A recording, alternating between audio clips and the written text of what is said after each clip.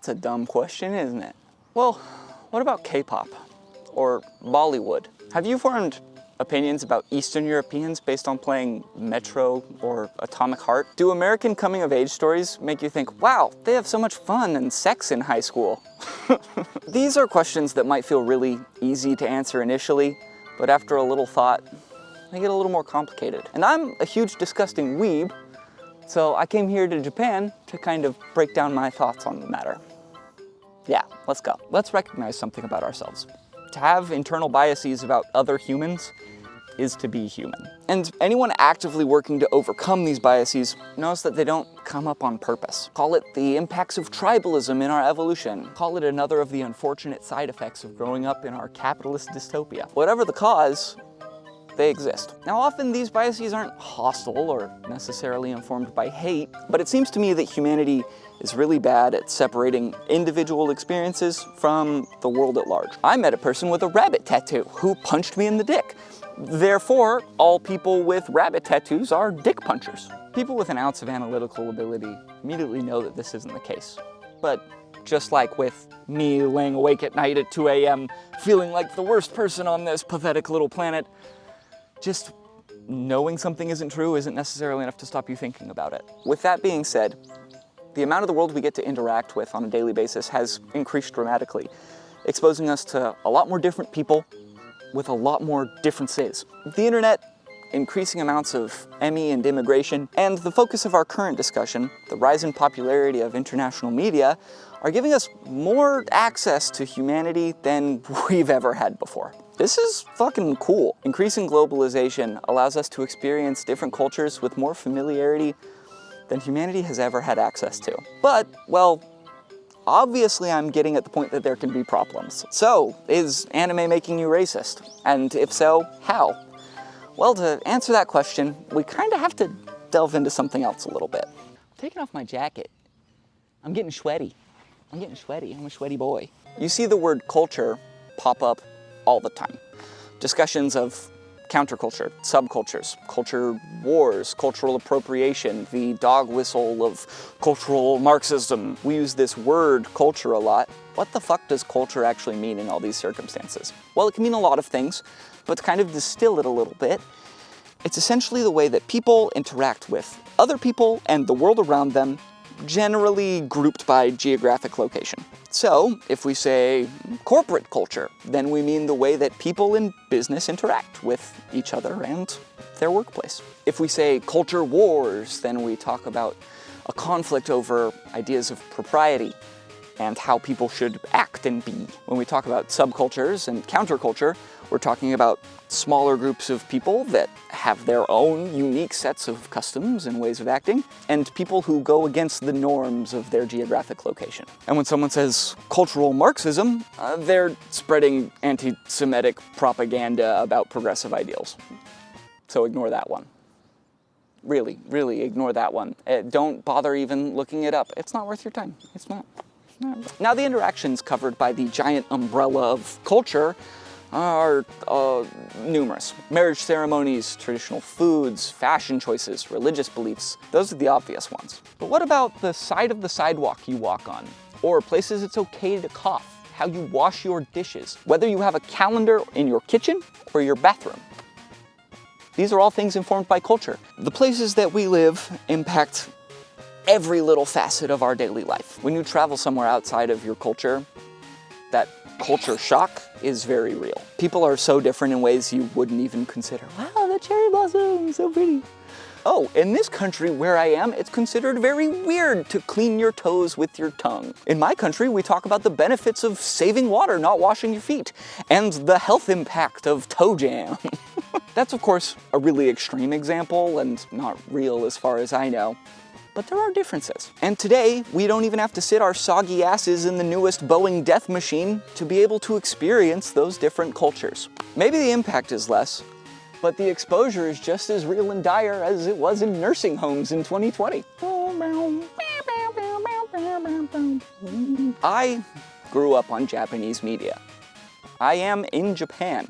There are things I've learned and adapted to without ever having to be taught them. I bow incessantly and I'm constantly apologizing and thanking people. I cover my tattoos while traveling around the smaller town in Ibaraki Prefecture where I'm staying. I use honorifics as soon as I swap over to my very limited Japanese.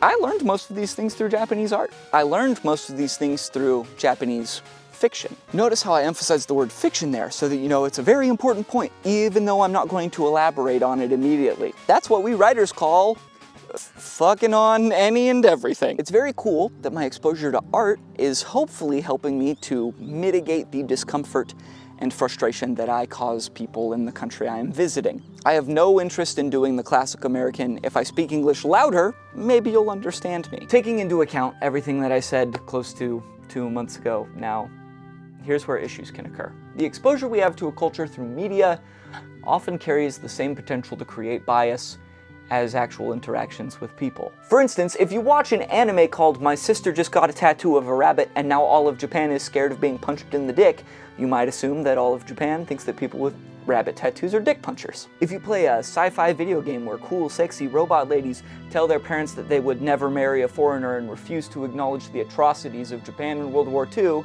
you might then assume that Japanese people are xenophobic and unapologetic about war crimes. And it could be that I'm speaking too much from my own flawed perspective here, but I would hazard that when these thoughts occur, you don't stop to think about them. And you probably don't correct yourself about a couple things. The first being that just because what you consumed may reflect the opinion of a portion of a population, doesn't mean it extends to an entire population. And two, that you just consumed a piece of fiction, which may not actually portray the ideas of anyone beyond the author, or maybe not even the author for that matter. I'm kind of referencing this conversation around Japanese culture and art because that's where I was a couple months ago, and also the world in general seems to be consuming a lot of Japanese media at the moment. But I realize now it might be easier to confront this issue by looking at something a little closer to home. If the accent wasn't enough to tell you, I'm American. And American media seems to have something of a unique place in the world. Hollywood's early rise has America sitting as a sort of de facto head of film. By that I don't necessarily mean that America makes the best movies, but rather that American film is pretty ubiquitous around the world. That means people all around the world are making assumptions about Americans based on our media. What are some conclusions that they maybe come to? In fact, if any of you are watchers from outside the US, I would love to know any opinions you've formed about Americans just based on seeing American movies. Keep them nice-ish, please, and be polite, but I think there's a lot of interesting conversation to be had here. Anyway, trying to put myself into other people's shoes, here are some conclusions that I felt people could maybe come to. 1. American children have a great deal of autonomy to do whatever they want. 2. High schools are made up of very distinct cliques that all hate each other. 3. Americans live exclusively in single-family homes and drive everywhere. 4. Gang activity is something that impacts everyone's life. 5. Americans really like or really hate cops, depending on whether you're watching CNN or CSI, I guess. There are undoubtedly way more, and as I said, I would love to discuss it in the comments if you can think of any, but maybe even these can give us some perspective. Speaking to point 1, American children do in fact have some autonomy, although it's really family dependent and even more location dependent. I had friends with whom I could wander around my neighborhood growing up, but well, to actually go out and do anything, you needed a car and it was too far away. Then not being able to get a car until you're 16, at least. Some families being even more protective. There's some American children whose only autonomy is how they dress themselves, and maybe not even that. And my experience would have been a little different if I was in a place like New York City, where there's a lot of stuff within walking distance, and there's access to public transportation. But even there, it's impossible to speak for individual circumstance. I wonder if people outside the US really understand how truly similar to American life and culture something like South Park can be, and how totally distant from reality something like any show on TLC is. The original title for this video was Foreign Art and the Myth of Cultural Homogeneity, but I figured you probably wouldn't click on that. That's fine. but it is still ultimately the topic of the video. Culture is not uniform. There may be standards, but people's lived experiences vary dramatically from one to another. You know, on my trip to Japan, I had considered doing some interviews. I ultimately decided against it because scheduling was a little bit tight, but I think it would have been really interesting. Oh my God! I had thought that it might be interesting to talk to my grandfather and my wife's friend. My grandfather is a Japanese man in his 60s. He's polite, shy, and very highly educated. Also, he's lived in rural Japan for most of his life. My wife's friend is a young Japanese woman. She's lived abroad in many different countries, but ultimately ended up moving back to Japan and working in Tokyo. And even in just short conversations with them, their perceptions of Japanese culture were very different. Naturally, they shared commonalities, but ultimately, different lived experience leads to different ideals, different perceptions, different understandings. So, anime, racism, to get back to kind of the crux of this video, I guess. Is anime making you racist? After that long discussion about culture, I think the short answer to the question is probably, but also racist might be the wrong word. Like I said, humans are pretty bad at separating what they see from what is real. Even if we recognize something as fiction, we are still forming opinions and assumptions based off of what we're consuming. So even if it isn't making us actively racist toward another culture, it's still giving us preconceptions that are likely inaccurate and possibly even offensive. Anime is what I highlight of the list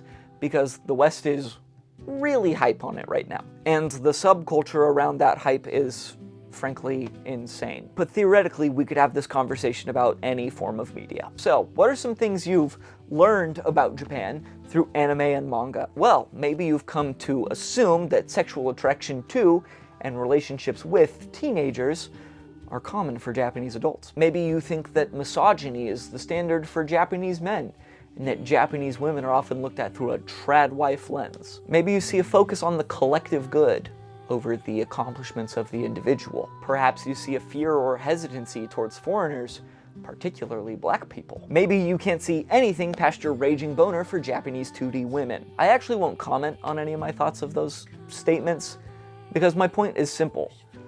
Whether or not they're true for some doesn't really matter. We need to recognize that each broader geographical culture contains multitudes of attitudes and interactions. Not every American outside of New York and LA owns a horse.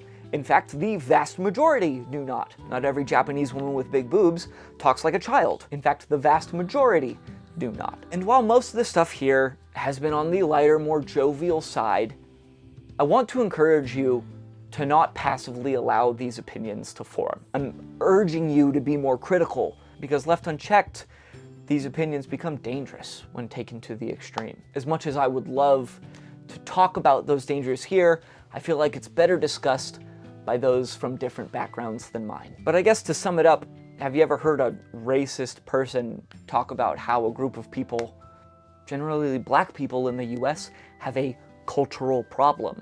I feel like I could probably comb through a couple hours of Fox News footage and find some smarmy white guy in a suit saying, the problem with black culture is... Look, these arguments are quite simply racist, based on assumptions about someone's interactions and attitudes, based on their skin color. Be careful not to let these fictional depictions of groups influence your attitude about and towards them. It's gross. Anime might be making you racist, but the simple solution is, don't let it. For the past month or so, I've been thinking that that line was going to be the end of this video. But then, something really cool happened. A YouTuber I'm a really big fan of, Moon Channel, put out a video about Japanese soft power. It's a 2.5 hour, apparently part 1 of a video series. And it speaks a lot, actually, to something I'm kind of getting at in this video. I'm not going to spoil too much of it here, because I would encourage you to go watch it after this, and in fact, I'm going to leave a link to it in the description. But the things I say about media swaying opinions about cultures, people in power are aware of that. 100% aware of that. And people in power are not afraid of creating media to sway public perceptions about culture and people.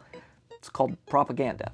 We see it a ton. You hear it a lot in the US whenever China is discussed today. Go watch that video. His message is similar to mine. Take with a grain of salt the things of culture that you think you're learning from media. Art is an incredible way to share culture and share our perceptions of the world with others when it's done by those with good intentions. Now, good is a term that's hard to argue. Likely most of the people who are creating propaganda believe they're doing something good. They're not.